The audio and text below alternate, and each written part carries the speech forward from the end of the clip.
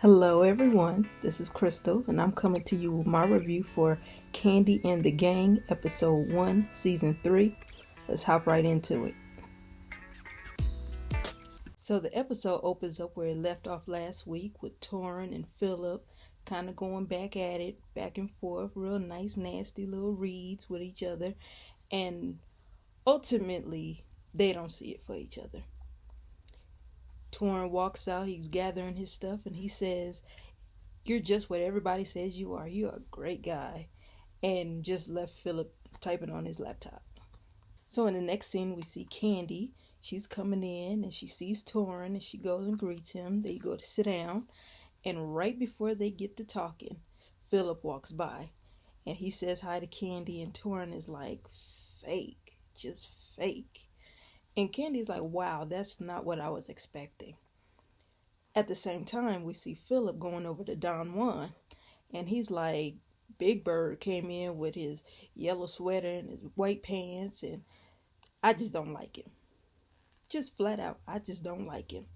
I'm like, my goodness, Philip, who do you like? And I understand you got to set order, you got to set boundaries, because they do what they want to do at the OLG. But my goodness, like the saying says, you will attract more bees with honey than vinegar. Set that boundary. We could be cool, but you also have to realize I'm the manager. They'll respect you a little bit more if you do that. And I am not a big fan of Philip. I don't like the way he talks to the people. I don't like how he talks at all. Like, nothing about him is warm and inviting, and child, I would not want to work for him at all. I just don't like the way he talks to people. Like when Torrin said, I just think, and then he stops him and says, I don't pay you to think. You're not getting paid to think. You just think about the event planning. Like, oh my gosh. You're not open to any suggestions or anything, because according to Torrin, he does make the place money.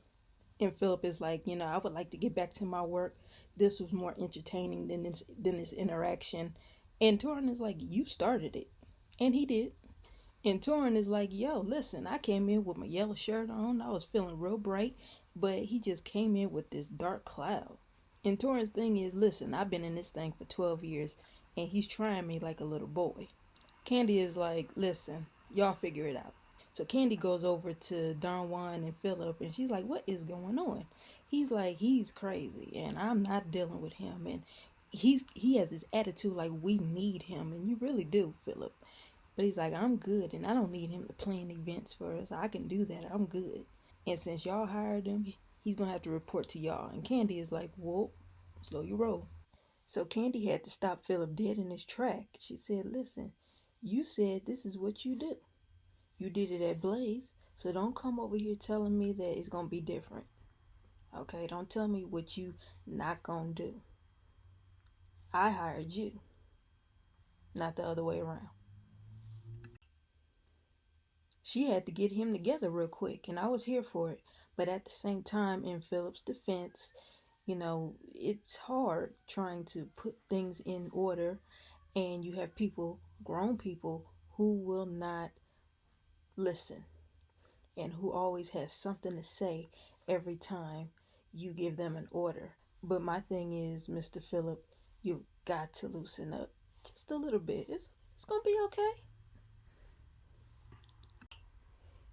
So in the next scene, Patrick has Torrin come over to look at the place. He's gonna be decorating his spot for, I think he's having a housewarming event. And Torrin is really good at what he does. They put his pictures and his work on display. And this part was funny to me. Patrick had this big old painting of a cougar because he calls his girlfriend Safari a cougar, even though she's only 4 years older than him. Torrin flat out lies to him.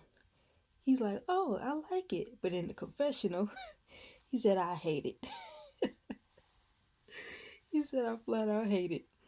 But the place looks like it's really nice. He actually lives right behind OLG, so perfect location. So then Patrick shows him this big old closet, talking about he wanted to make that his sex dungeon. You know, that sex stuff that runs in Kandi's family, obviously. But he wanted to show him this room, and Torrin is like, listen, that ain't my ministry. That ain't what God called me to do in these last and evil days. You on your own with that one, sir. So in the next scene, you got a busy day at OLG. You got Chandrika, you got Brandon, you got my favorite, Brian. And Chandrika and Brian, they're running around trying to pick up the slack because guess what? They don't have a bartender. And they trying to figure out where's the bartender. Bartender, where is Dom? Dom Unique. And Brian says, where's the busser at? Is he on the bus? That Brian is hilarious to me. I love him. So then Chandrika is like, Brandon, what's going on? What are you doing? Because Brandon is literally standing around on his phone. And so they're like, what are you doing, sir? He said that he's texting the plumber about the sink. And then they show the sink. It is full of dirty dishes, full of dirty water, and it's clogged. And I'm like, okay, you're texting the plumber? Okay. Where they do that at, but okay. And so they're like, nah, this ain't cool. This ain't cool at all.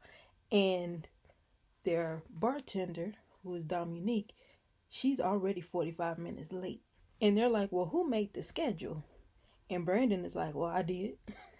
Brian gonna go, oh, crickets. And Chandrika, she called it. She said, where's the bartender? Brandon's like, oh, she on her way. She said, oh, she ain't on her way. She gonna be here in about 2 hours. And she called it. And they're like, listen, Dom is always late. And Brandon lets her. And of course, you know, he gonna let her do whatever she wanna do. He got the hots for her, remember? So then Brandon FaceTimes her and he's like, yo, Dom, where you at? She's like, oh, I just got done dancing, and so I'm on my way. And he just says, okay. Now, I bet you if it was anyone else, he'd be like, no, you need to be here like 2 hours ago or whenever it opened. You need to already be here, or you should have told me earlier that you had an appointment. Meanwhile, Brian is asking Chandrika, yo, you got some super glue? Because the L is falling off. I mean, the place is falling apart, child. So Brandon is sitting at the bar, and he got a plate full of food. And he's just chopping down. And Brian is like, listen, bro, you need to help. You actually need to be making some drinks. And Brandon is like, well, you back there, you got it. You go ahead. Here's the thing. Brian is a recovering alcoholic. And so you putting Brian in the place and in that space to be back there to open up that addiction again, and that's not cool. And so Brian is like, listen, I can't be back here. You can't be throwing me back here after what I've been through in the past 18 months. You don't know what kind of state of mind I'm in. And Brandon has this attitude of, well, you back there, just do it.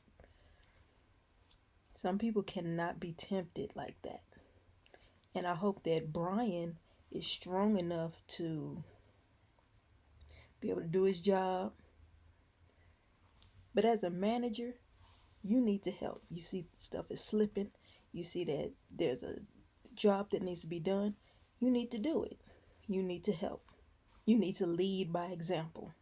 And so Dominique, she finally strolls in there with her ponytail and a drink in her hand. So you had time to stop and get a drink when you had to be at work. She said, hey, everybody, trying to give Brian a hug. And he's like, don't hug me. I'm doing your job. Hurry up and get over here.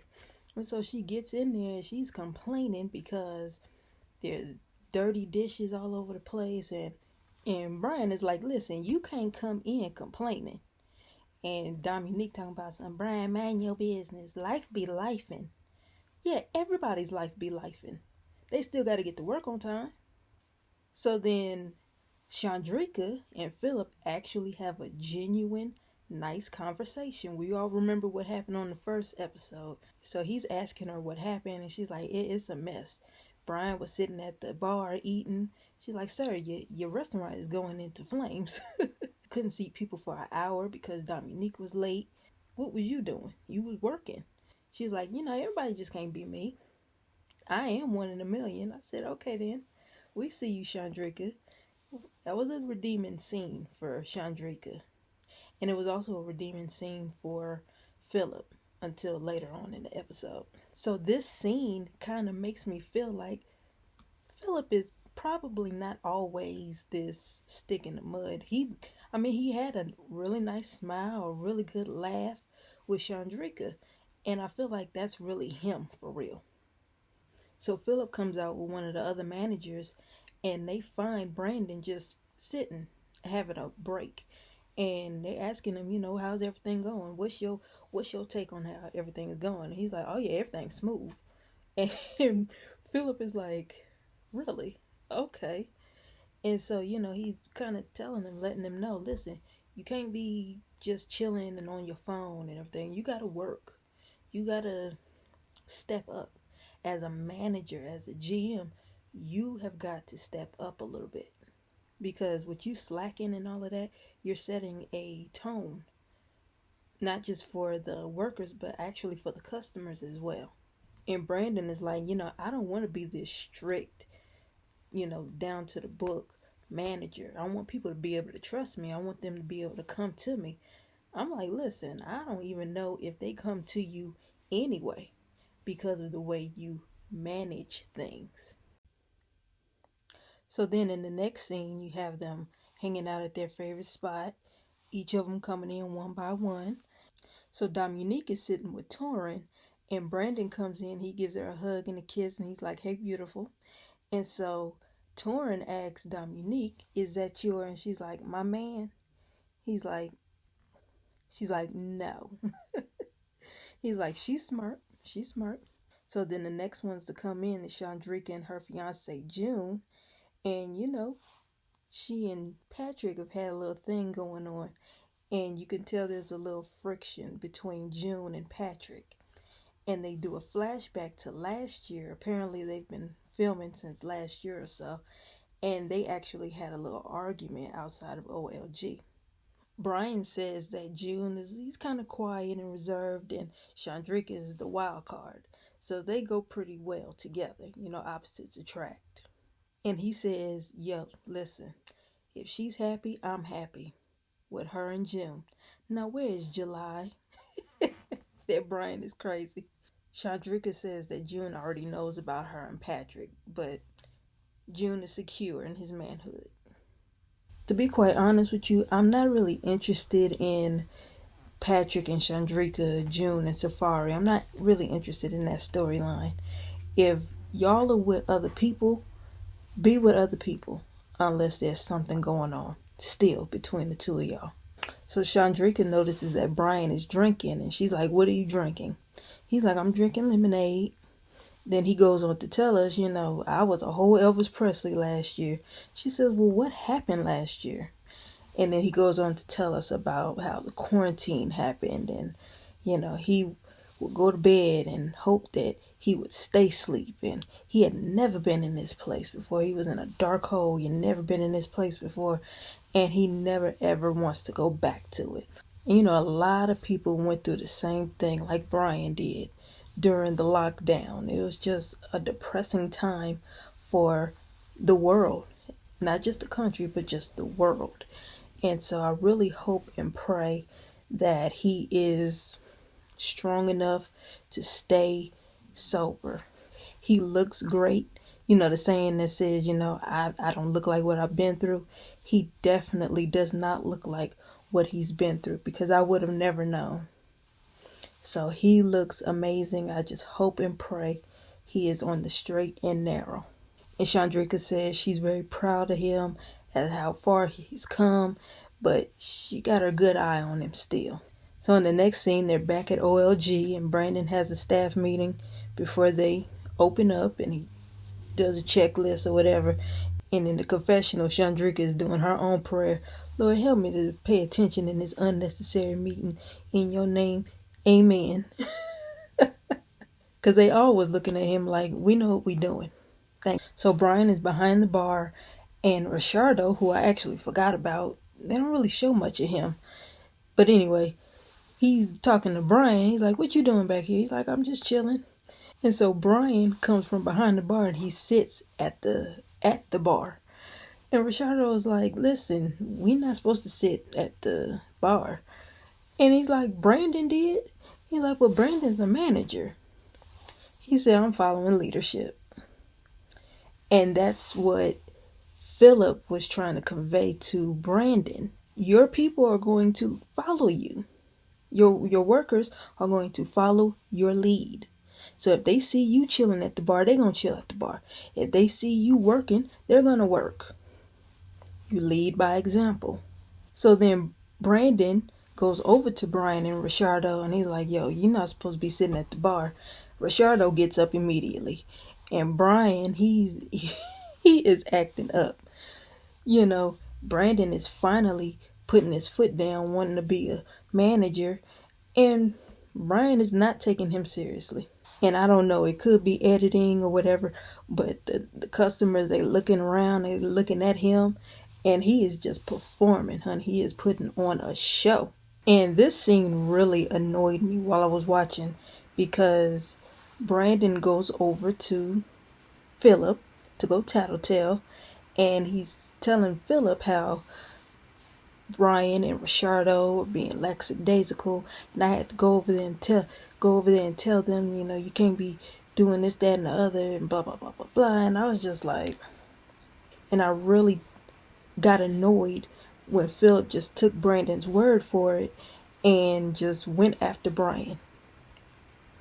Yeah, Brian does do what he wants to do. He is very snappy with his responses, but instead of just going for what Brandon is saying to you because you don't like Brian, this is it.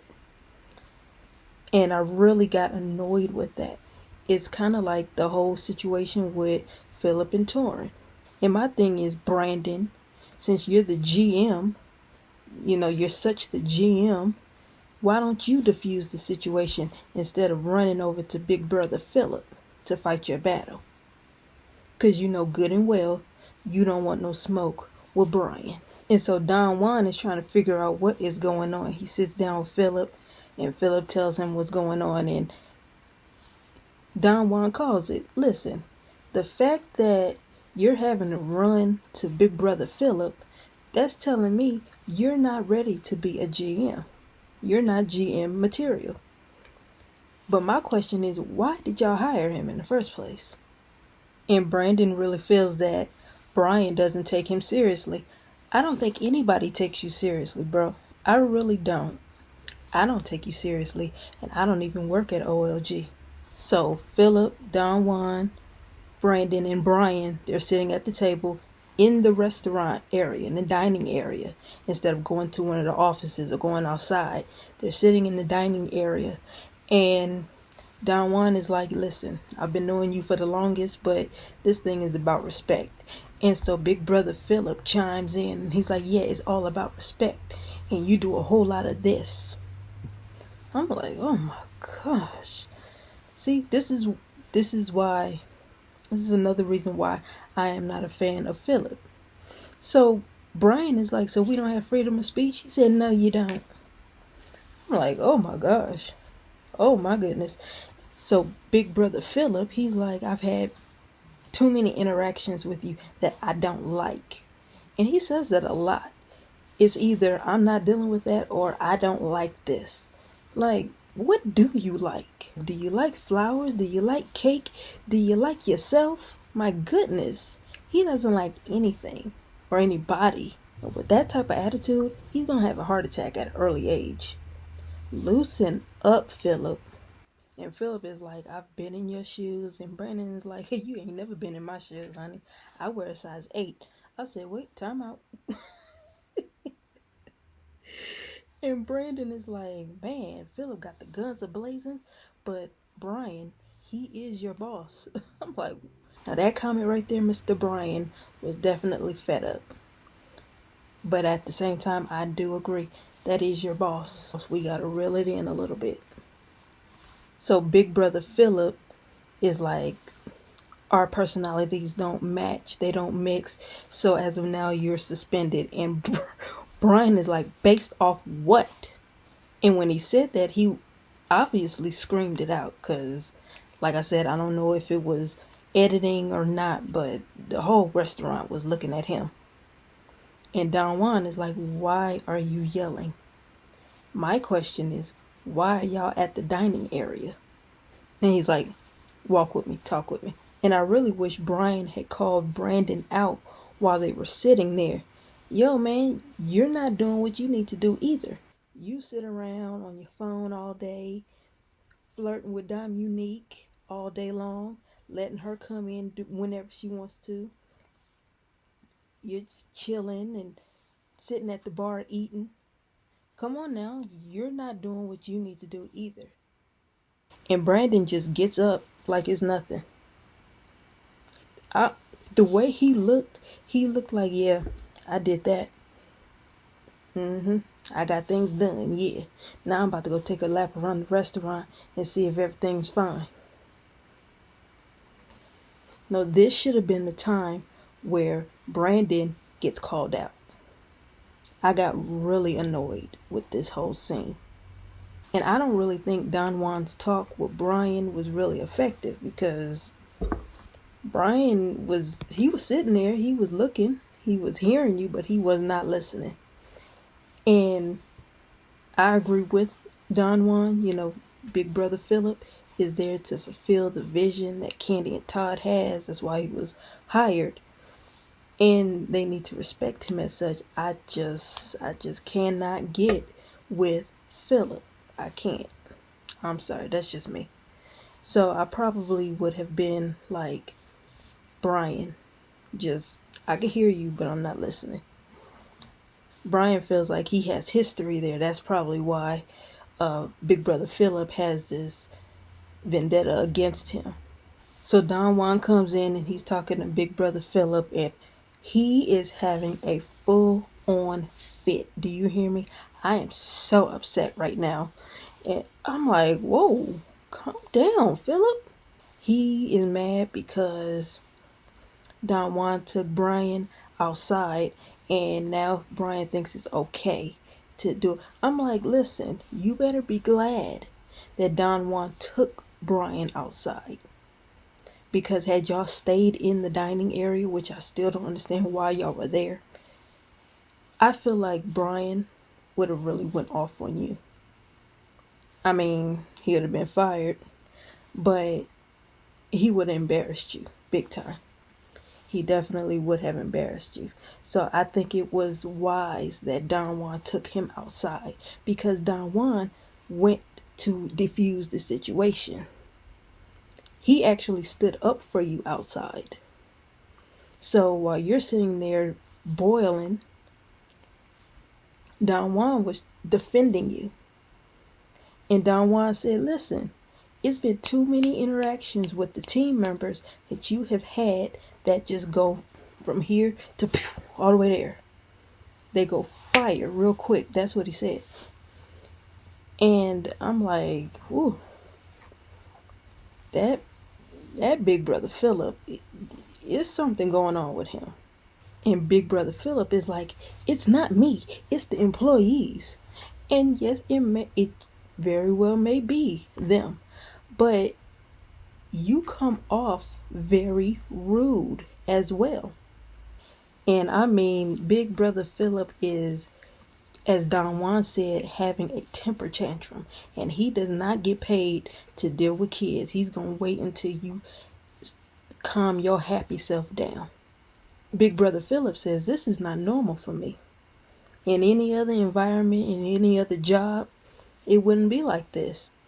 There's always going to be somebody at a job, it doesn't matter what job it is, that's going to test you. So I don't really think that everything is smooth sailings with Philip, especially if you have this attitude like this here.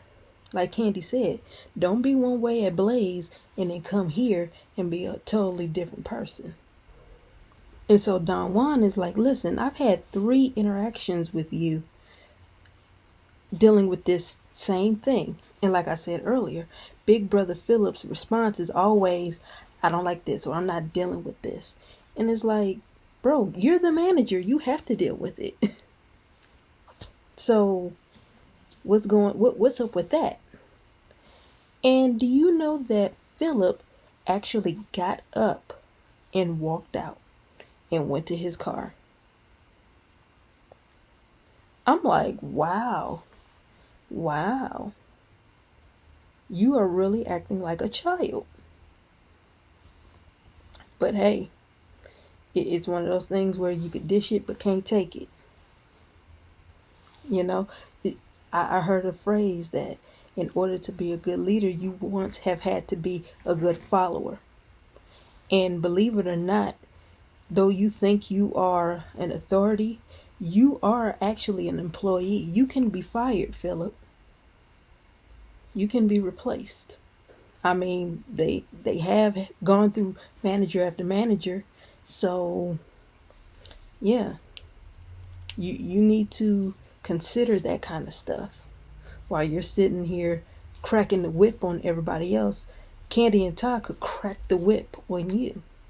So Big Brother Philip is in the car and he has his recording or whatever, and he says that the people at OLG, they don't have any respect for authority, and he's thinking that Don Juan is also a part of the problem. My. So in the next scene, Patrick goes to his girlfriend Safari's job, and she has her own body sculpting business. And he's there to get, some happy weight, as he called it, lipoed off of him. So as she's doing the lipo on him, she actually looks like she's doing an ultrasound on him. But he starts talking about how he has Taurin decorating his spot. And she's like, well, you don't need Taurin. I have a good eye for decoration. And in her confessional, she's like, I don't really know what Taurin is capable of. I just know he's an event planner. But yeah, I got this. And he's like, say no more. So then he goes on to tell Safari that he's having a housewarming and he had invited everybody that was at the table that was hanging out the other night, and even the little chick that he was messing with, and she was like, oh, nope, so you just disinvited her, right? And he's like, yeah, we did. So then the producer asked him, are you whipped? And he's like, I mean, it don't even matter. I'm in a good place right now, and it feels good to not be a hoe no more. I said, oh, okay, Safari, whatever you got, keep it going. So in the next scene, we get to see the gang, the OLG, the old lady gang. They're meeting at somebody's house. It didn't say whose, but it's Mama Joyce, Aunt Bertha, and Aunt Nora. And they ready to get in the pool, honey. Got Chandrika coming over to teach them how to swim. And they're all dressed up in their little bathing suits, looking all cute. And Chandrika comes in, she goes to hug Aunt Bertha. And we remember on the first episode, Aunt Bertha ain't here for Chandrika. Chandrilla, as she called her. And she's like, ooh, don't look at me like that, Aunt Bertha. Side note, don't the OLG always look like it's something stink? Like something is just so disgusting. Like, why are we here? What is going on? I am confusion. Don't they always look like that? It'd be the funniest thing. Like, fix your face, y'all. But Chandrika is very excited to be able to teach the OLG how to do water aerobics. And so Dominique and Kandi, they arrive and they like, Aunt Bertha, you look so cute in your little bathing suit. And she's like, no, I don't. I'm like, yes, she does. Tripping. And so they in the water and they got the little weights and they in there doing their exercise, and then Miss Joyce is going in, honey. She is loving this. And she got the arms going, and she's like, look at my arms. They look good, don't they? They not Michelle Obama's, but they look good. And I have to say, Mama Joyce looks really good. Absolutely wonderful. And everybody's in the pool, they're enjoying themselves, doing the workouts, and ooh, they feeling the burn. Everybody except Aunt Bertha. So Aunt Bertha gets out the pool and she's like, I know how to kick my feet when I get in the bathtub. I said, okay, Umbertha, you do you, boo. Cause see, mother said she got better things to do than to get in the water and play around. So they get out the pool and they gather at the table. Now one thing you gonna do when you get around OLG, you gonna eat. Yes, ma'am, you are going to eat. And so while they're eating, Dominique informs Kandi that Brian has been suspended. And she's like, he just got there. What happened? And so Todd is in the confessional. This is the first time we ever seen him in this whole entire episode. And Todd is like, well, that is why we hired Big Brother Philip, ain't it? And Kandi is like, what? And I'm like, Todd, be quiet. You wasn't even there. You don't even know what happened. Just hush. So Mama Joyce is like, so whatever it is you did to get sent home, you don't do that no more, right? And Chandrika's like, well, I didn't do nothing. She's like, you was being disrespectful. Whatever you did, you don't do it no more. And she's like, he just sent me home. I didn't do nothing. So in the confessionals, Mama Joyce is like, I really like Philip. I really like him. And Nora's on the side like, yeah, I really like him too. But you can see Bertha on the other side of Mama Joyce. And she is not budging. Her face is scrunched up. She's like, And so, Bertha, no, Honora is like, yeah, I like him, and he don't be dating the little girls. I was like, I wonder if she knows. But Bertha is like, I can't stand him. I was like, ooh, okay. She's like, you could write it down. I can't stand him. And they did just that. They put it on the screen. So Kandi is like, I'm going to have to talk to Big Brother Philip. They're going to have yet another conversation with him. And so Mama Joyce is like, it's about respect. If you can't respect nobody, you got to go. So Brian and Torrin, they meet up at a ice cream parlor and they having a sit down. And in the confessional, one of the producers asked Torrin, have he and Brian dated?